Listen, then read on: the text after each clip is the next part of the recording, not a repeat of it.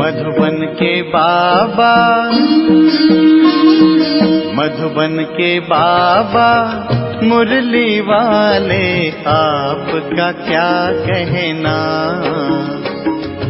आपका क्या कहना। ओम शांति। आज 18 नवंबर 2023 के साकार मधुर महावाक्य हैं। आज मीठे मीठे बाप दादा बोले, मीठे बच्चे, मनुष्य को देवता बनाने की सर्विस का तुम्हें बहुत बहुत शौक होना चाहिए, लेकिन इस सर्विस के लिए स्वयं में हड्डी धारणा चाहिए। बाबा ने कहा, मीठे बच्चे, मनुष्य को देवता बनाने की सर्विस का तुम्हें बहुत बहुत शौक होना चाहिए, लेकिन इस सर्विस के लिए स्वयं में हड्डी धारणा चाहिए। बाबा ने आज प्रश्न पूछा कि आत्मा मैली कैसे बनती है और आत्मा पर कौन सी मैल चढ़ती है। और उत्तर में बाबा ने समझाया कि मित्र संबंधियों की याद से आत्मा मैली बन जाती है। पहले नंबर का किचड़ा है देह अभिमान का, फिर लोभ मोह का किचड़ा शुरू होता है। यह विकारों की मैल आत्मा पर चढ़ती है, फिर बाप की याद भूल जाती है, सर्विस नहीं कर सकते हैं। मुरली का गीत है, तुम्हारे बुलाने को जी चाहता है। ओम शांति। यह गीत बड़ा अच्छा है। बच्चे गारंटी भी करते हैं कि आपका सुन करके फिर ये ज्ञान सुनाने की दिल होती है। याद तो बच्चे करते हैं, यह भी जरूर है, कोई याद करते होंगे और मिले भी होंगे। कहा जाता है, कोटों में कोई आकर के यह वर्षा लेते हैं। अभी तो बुद्धि बहुत विशाल हो गई है। जरूर 5000 वर्ष पहले भी बाप राजयोग सिखाने आया होगा। पहले पहले तो ये समझाना है कि ये नॉलेज किसने सुनाई थी, क्योंकि ये बड़ी भूल है। बाप ने समझाया है, सर्व शास्त्रमयी शिरोमणि गीता है, भारतवासियों का शास्त्र। सिर्फ मनुष्य ये भूल गए हैं कि सर्व शास्त्रमयी गीता किसने गाई और उससे कौन सा धर्म स्थापन हुआ। बाकी गाते जरूर है कि हे भगवान आप पाओ। भगवान तो जरूर आते ही हैं, नई पावन दुनिया की रचना रचने। दुनिया का ही तो फादर है ना। भक्त गाते भी हैं कि आप आओ तो सुख मिले या शांति मिले। सुख और शांति दो चीजें हैं। सत्युग में जरूर सुख भी है, बाकी सब आत्माएं शांति देश में हैं। यह परिचय देना पड़े। नई दुनिया में नया भारत राम राज्य था, उसमें सुख है, तब तो राम राज्य की महिमा है। उसको राम राज्य कहते हैं तो इनको रावण राज्य कहना पड़े, क्योंकि यहाँ दुख है और वहाँ सुख है। बाप आकर सुख देते हैं, बाकी सबको शांति धाम में शांति मिल जाती है। शांति और सुख का दाता तो बाप है ना। यहाँ है अशांति दुख, तो बुद्धि में ये ज्ञान टपकना चाहिए। इसमें अवस्था बड़ी अच्छी चाहिए। ऐसे तो छोटे बच्चों को भी सिखलाया जाता है, परंतु अर्थ तो समझा न सकें। इसमें हड्डी धारणा चाहिए। जो कोई फिर प्रश्न पूछे तो समझा भी सके। अवस्था अच्छी चाहिए, नहीं तो कभी देह अभिमान में, कभी क्रोध मोह में गिरते रहते हैं। लिखते भी हैं कि बाबा आज हम क्रोध में गिरा, आज हम लोभ में गिरा। अवस्था मजबूत हो जाती है तो गिरने की बात ही नहीं रहती। बहुत शौक रहता है मनुष्य को देवता बनाने की सर्विस करें। गीत भी बड़ा अच्छा है, बाबा आप आएंगे तो हम बहुत सुखी हो जाएंगे। बाप को आना तो जरूर है, नहीं तो पतित सृष्टि को पावन कौन बनाए। श्री कृष्ण तो देहधारी है, उनका व ब्रह्मा विष्णु शंकर का नाम नहीं ले सकते। गाते भी हैं, पतित पावन आओ, तो उनसे पूछना चाहिए, यह तुमने किसके लिए कहा? पतित पावन कौन है और वह कब आएगा? पतित पावन वह है, उनको बुलाते हो तो जरूर पतित दुनिया है। तो ये दुनिया जरूर पतित ही है, इसलिए तो बाबा को बुलाते हैं। पावन दुनिया सत्य को कहा जाता है, पतित दुनिया को पावन कौन बनाएंगे? गीता में भी बरोबर भगवान ने ही राजयोग सिखाया और इन विकारों पर जीत पाई। काम महाशत्रु है, पूछना पड़ता है कि ये किसने कहा कि मैं राजयोग सिखाता हूँ, काम महाशत्रु है। ये किसने कहा कि मैं सर्वव्यापी हूँ, किस शास्त्र में लिखा हुआ है। किसके लिए कहा जाता है पतित पावन? क्या पतित पावनी गंगा है या कोई और है? गांधी जी भी कहते थे कि पतित पावन आओ, गंगा तो हमेशा है ही, वह कोई नई नहीं है। गंगा को तो अविनाशी कहेंगे, बाकी सिर्फ तमोगुणी तत्व बन जाते हैं तो उनमें चंचलता आ जाती है, बाढ़ कर देते हैं, अपना रास्ता छोड़ देते हैं।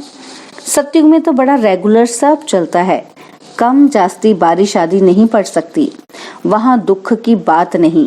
तो बुद्धि में ये रहना चाहिए कि पतित पावन हमारा बाबा ही है। पतित पावन को जब याद करते हैं तो कहते हैं हे भगवान, हे बाबा। ये किसने कहा? आत्मा ने। तुम जानते हो पतित पावन शिव बाबा आया हुआ है। निराकार अक्षर जरूर डालना है, नहीं तो साकार को मान लेते हैं। आत्मा पतित बनी हुई है, ये कह नहीं सकते कि सब ईश्वर है। अहम ब्रह्मी या शिवोहम कहना बात एक ही है, लेकिन रचना का मालिक तो एक ही रचता है। भल मनुष्य और कोई लंबा चौड़ा अर्थ करेंगे, हमारी बात तो है ही सेकंड की। सेकंड में बाप का वर्षा मिलता है। बाप का वर्षा है स्वर्ग की राजाई, उनको जीवन मुक्ति कहा जाता है। यह है जीवन बंध।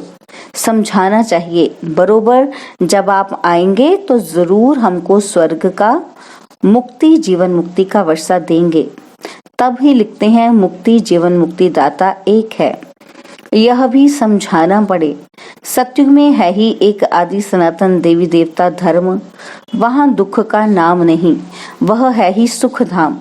सूर्यवंशी राज्य चलता है, फिर त्रेता में है चंद्रवंशी राज्य, और फिर द्वापर में ही इस्लामी बौद्धि आएंगे। सारा पाठ नूंधा हुआ है। एक बिंदी जैसी आत्मा में और परमात्मा में कितना पाठ नूंधा हुआ है। शिव के चित्र में भी यह लिखना पड़ता है कि मैं ज्योतिर्लिंगम जितना बड़ा नहीं हूँ, मैं तो स्टार मिसल हूँ। आत्मा भी स्टार हैं, गाते भी हैं कि ब्रिकुटी के बीच में चमकता है अजब सितारा, तो वह आत्मा ही ठहरी। मैं भी परमपिता परम आत्मा हूँ, परंतु मैं सुप्रीम पतित पावन हूँ। मेरे गुण अलग हैं, तो गुण भी सब लिखने पड़े। एक तरफ शिव की महिमा और दूसरी तरफ श्री कृष्ण की महिमा, ऑपोजिट बातें हैं। अक्षर अच्छी रीति लिखना पड़े, जो मनुष्य अच्छी रीति से पढ़कर समझ सकें। स्वर्ग और नरक, दुख और सुख, चाहे श्री कृष्ण का दिन और रात कहो, चाहे ब्रह्मा का कहो, सुख और दुख कैसे चलता यह तो तुम जानते हो। सूर्यवंशी है 16 कला, चंद्रवंशी है 14 कला। वह संपूर्ण सतो प्रधान, वह सतो।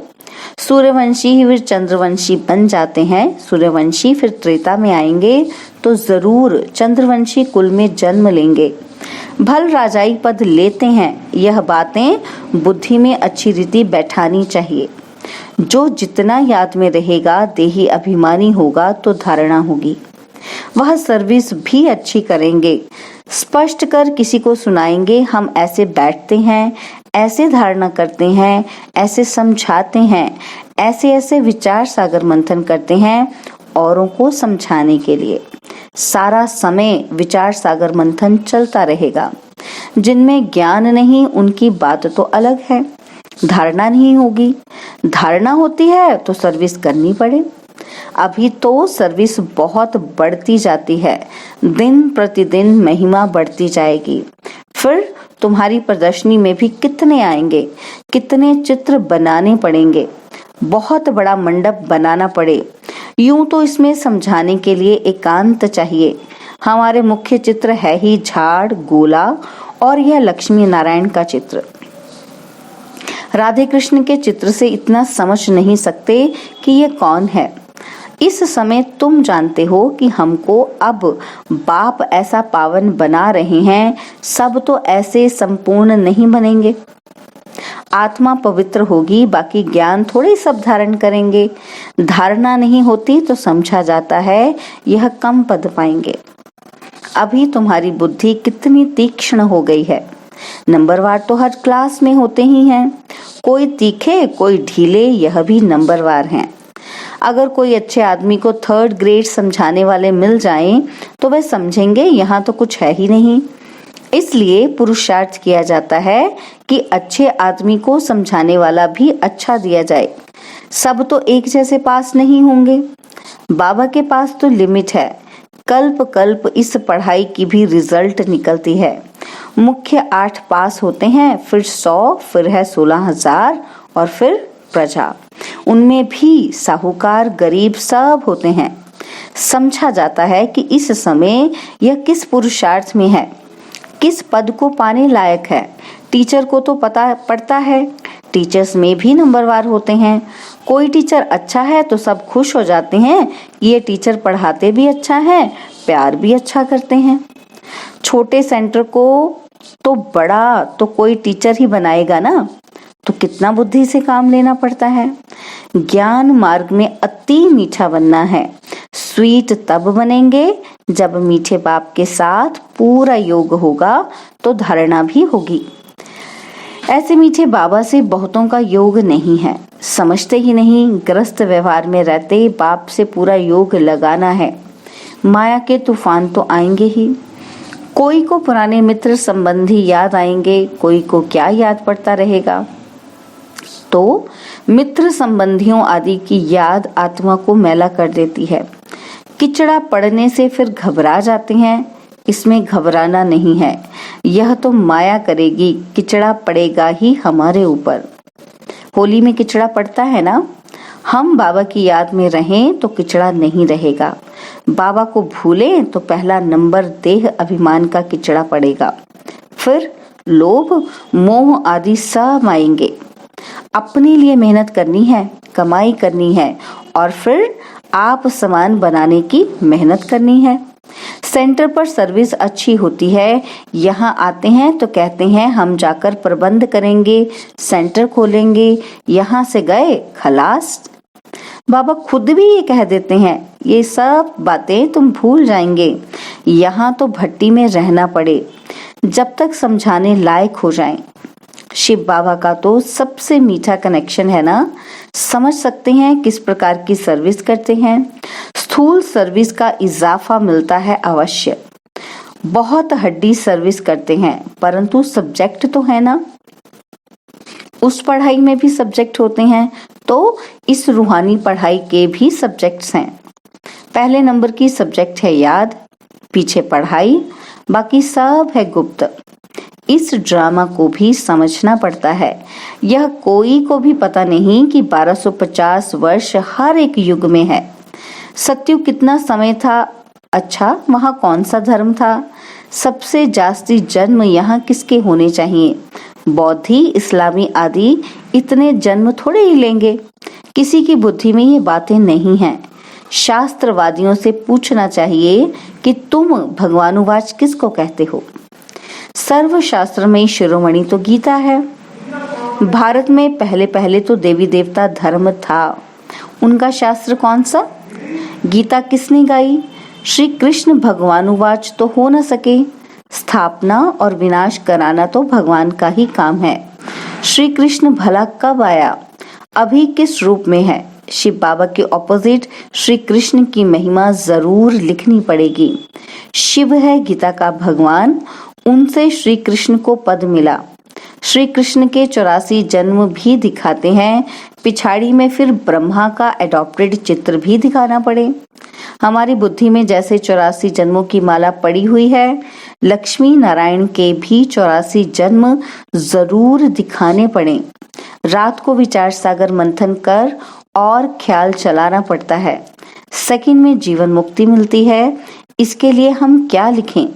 जीवन मुक्ति माना स्वर्ग में जाना। सो तो जब बाप स्वर्ग का रचयिता आए, उनके बच्चे बने, तब स्वर्ग के मालिक बने। सतयुग है पुण्य आत्माओं की दुनिया और यह कलयुग है पाप आत्माओं की दुनिया। वह है निर्विकारी दुनिया और वहां माया रावण का राज्य ही नहीं है। भल वहाँ ये सारा ज्ञान नहीं रहता, लेकिन हम आत्मा है, यह शरीर बूढ़ा हुआ, इसको अब छोड़ना है, ये तो ख्यालात रहते हैं ना। यहाँ तो आत्मा का भी ज्ञान कोई में नहीं है। बाप से जीवन मुक्ति का वर्षा मिलता है तो याद भी उनको करना चाहिए ना। बाप फरमान करते हैं मन मना भव। गीता में ये किसने कहा कि मन मना भव? मुझे याद करो और विष्णुपुरी को याद करो, यह कौन कह सकता है? श्री कृष्ण को तो पतित पावन कह न सके, 84 जन्मों का राज भी कोई थोड़े जानते हैं। तो तुम्हें सबको समझाना चाहिए। तुम इन बातों को समझकर अपना और सबका कल्याण करो तो तुम्हारा मान बहुत होगा। निडर हो, जहां तहां फिरते रहो। तुम हो बहुत गुप्त, भल ड्रेस बदलकर सर्विस करो। चित्र सदैव पास में हूँ। अच्छा, मीठे मीठे सिकिलते बच्चों प्रति माता पिता, बाप दादा का याद प्यार और गुड मॉर्निंग। रूहानी बाप की रूहानी बच्चों को नमस्ते। हम रूहानी बच्चों की रूहानी बाप दादाजी को दिलवा जान सिखवा प्रेम से नमस्ते। ओम शांति। प्यारे बाबा, मीठे बाबा, मेरे बाबा, शुक्रिया बाबा, शुक्रिया बाबा, शुक्रिया। धारणा के लिए मुख्य सार है। पहला पॉइंट है मीठे बाप से पूरा योग लगाकर अति मीठा और देही अभिमानी बनना है। विचार सागर मंथन कर पहले स्वयं धारणा करनी है, फिर दूसरों को समझाना है। और सेकंड पॉइंट है अपनी अवस्था मजबूत बनानी है, निडर बनना है। मनुष्य को देवता बनाने की सर्विस का शौक रखना है। बाबा ने आज वरदान दिया, सदा खुशी की खुराक खाने और खिलाने वाले खुशहाल खुश नसीब भव। सदा खुशी की खुराक खाने और खिलाने वाले खुशहाल खुश नसीब भव। आप बच्चों के पास सच्चा अविनाशी धन है, इसलिए सबसे साहूकार आप हो। चाहे सूखी रोटी भी खाते हो, लेकिन खुशी की खुराक उस सूखी रोटी से में भरी हुई है, उसके आगे कोई खुराक नहीं। सबसे अच्छी खुराक खाने वाले, सुख की रोटी खाने वाले आप हो, इसलिए सदा खुशहाल हो। तो ऐसे खुशहाल रहो जो और भी देखकर खुशहाल हो जाएं, तब कहेंगे खुशनसीब आत्माएं। स्लोगन है नॉलेजफुल वह है जिसका एक भी संकल्प व बोल व्यर्थ न जाए। नॉलेजफुल वह है जिसका एक भी संकल्प व बोल व्यर्थ न जाए। ओम शांति। और अब यह एक बहुत अच्छी वीडियो भी जरूर देखें।